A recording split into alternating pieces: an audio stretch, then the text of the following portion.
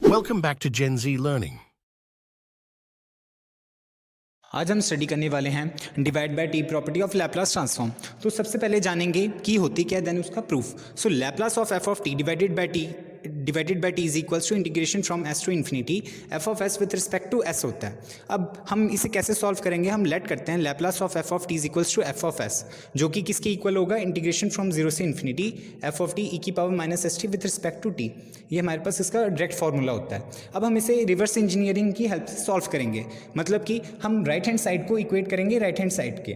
तो हम उसे सॉल्व करेंगे राइट हैंड साइड को, हम क्या करेंगे इसमें इंटीग्रेशन में एफ ऑफ एस की वैल्यू पुट कर देंगे एंड देन उसे सॉल्व करते हुए हम इसकी वैल्यू यहाँ से एक्सट्रैक्ट करेंगे। मतलब हम Laplace of F of T को यहाँ से F of T divided by T को निकाल लेंगे। कैसे करेंगे हम इसे सॉल्व, इंटीग्रेशन एस से infinity F of S with respect to S is equals to, अब हम क्या करेंगे एफ ऑफ एस की जो वैल्यू है वो हम इसमें पुट कर देंगे।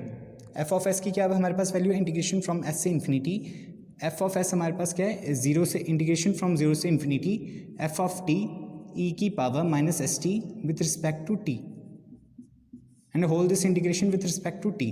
सो हम इसे लिख सकते हैं, इसे जब हम इसका ऑर्डर चेंज कर देंगे, एक्चुअल में क्या करेंगे हम इसे सॉल्व करने के लिए ना इसका ऑर्डर चेंज कर देंगे, तो हमारा डी एस अंदर आ जाएगा, डी टी बाहर चल जाएगा। ऐसे हमारी जो लिमिट्स है वो यहाँ पर बाहर हो जाएगी जीरो से इन्फिनिटी और अंदर हो जाएगी हमारी एस से इन्फिनिटी। तो हम इसे लिख सकते हैं जीरो से infinity integration, then integration from S से infinity, then D S D T and हमारे पास अंदर फंक्शन एफ ऑफ टी ई की पावर माइनस एस टी। अब हम इसे सॉल्व करेंगे। अब इस इंटीग्रेशन को हम कैसे सॉल्व करेंगे, हम देख सकते हैं कि एफ ऑफ टी के रिस्पेक्ट में नहीं हो रहा है, इंटीग्रेशन हो रहा है हमारा, इंटीग्रेशन किसके रिस्पेक्ट में हो रहा है यहाँ पर, एस के रिस्पेक्ट में। तो टी हमारा क्या एज अ कांस्टेंट है, ये फंक्शन ऑफ टी है। तो इस फंक्शन ऑफ टी को हम इस इंटीग्रेशन में से, जो अंदर वाली इंटीग्रेशन है उसमें से हम बाहर निकाल सकते हैं और इसे लिख सकते हैं इंटीग्रेशन फ्रॉम जीरो से इन्फिनिटी एफ ऑफ टी हमारा बाहर आ जाएगा, अंदर क्या रह जाएगा, इंटीग्रेशन फ्रॉम एस से इन्फिनिटी ई की power minus S T with respect to S and whole integration with respect to T. हम इसे ऐसे लिख सकते हैं। अब हम इसे सॉल्व करेंगे, इसको हम कैसे सॉल्व करेंगे, हम इसे अलग से सॉल्व करते हैं। यहाँ पर इंटीग्रेशन फ्रॉम एस से इन्फिनिटी ई की power minus S T with respect to S. हमें पता है कि इंटीग्रेशन फ्रॉम ई की, हमें पता है कि एक्सपोनेंशियल की जो इंटीग्रेशन है वो किसकी इक्वल होती है, ई की power A T divided by A, way A is constant और हमारी इंटीग्रेशन किसके रिस्पेक्ट में हो रही है टी के। तो यहाँ पर हमारी इंटीग्रेशन एस के रिस्पेक्ट में हो रही है और यहाँ पर हमारा टी क्या है, कांस्टेंट है, तो हम उसे बाहर निकाल लेते हैं, मतलब हमारा वो डिनोमिनेटर में आ जाएगा। तो हम इसे लिख सकते हैं लिमिट्स एस से इन्फिनिटी तक, देन इसका इंटीग्रेशन हो जाएगा ई की power minus S T divided bye minus of T. इस माइनस टी को हम यहाँ से कॉमन निकाल लेते हैं क्योंकि वो कांस्टेंट है। अब हम इसे सॉल्व करेंगे। सो अपर लिमिट को पुट करेंगे इस एक्सपोनेंशियल में, ई की power minus infinity minus of low limit E की पावर एस है तो एज इट इज़ रह जाएगा वो ई की power minus of S of T. ये काफ़ी क्रूशियल पॉइंट है इस इंटीग्रेशन का। देखो हमने एस के रिस्पेक्ट में इंटीग्रेशन करी है, हमने इसे सॉल्व करा, देन हमारा हमें पता है कि एस के रिस्पेक्ट में हो रही है तो हमारे यहाँ पर टी क्या है, कांस्टेंट है, तो हम उसे इस इंटीग्रेशन में से बाहर निकाल सकते हैं। हमने निकाल दिया उसे और देन उसके बाद हमने अपर लिमिट पुट करी जो कि हमारी इंटीग्रेशन एस के रिस्पेक्ट में, तो S is equals to infinity and then lower limit में S is equals to S. So हम इसे सॉल्व करेंगे, minus one by T E की पावर माइनस इन्फिनिटी क्या होता है हमारा, ये टेंड करता है हमारा जीरो, तो जीरो माइनस ई की पावर माइनस एस टी, ये एज इट इज़। अब हम देख सकते हैं माइनस माइनस कैंसिल हो जाएगा, अंदर जाएगा तो वन बाय टी ई की पावर माइनस एस टी ये रह जाएगा हमारा। अब इस वैल्यू को हम इसमें पुट कर देते हैं, इसको कह देते हैं हम इक्वेशन नंबर 1 एंड इसको कह देते हैं हम अपनी इक्वेशन नंबर 2। अब हम क्या करेंगे, इक्वेशन 2 को इस इक्वेशन में पुट कर देंगे बाय पुटिंग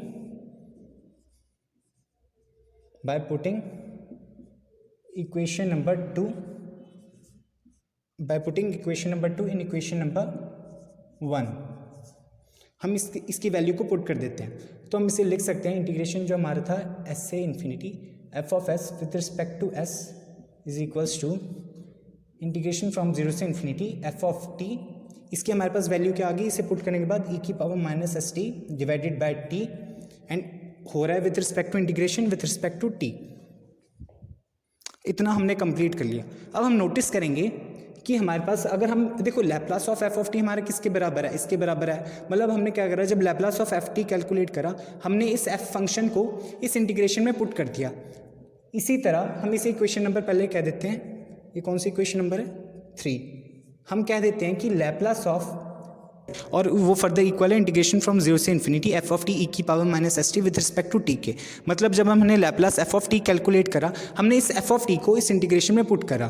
तो हम ऐसे भी कर सकते हैं कि Laplace of F of T divided by T, हमने क्या करना है, हमने इसी फंक्शन को इस इंटीग्रेशन में पुट कर देना है। इंटीग्रेशन फ्रॉम जीरो से infinity F of T divided by T E की power minus S T with respect to t, इसको हम कह देते हैं equation number 4।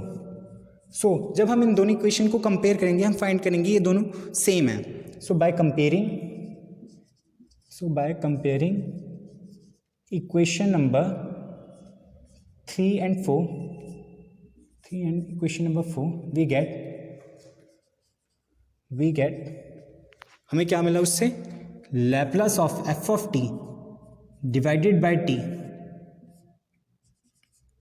Is equals to integration from S से infinity F of S with respect to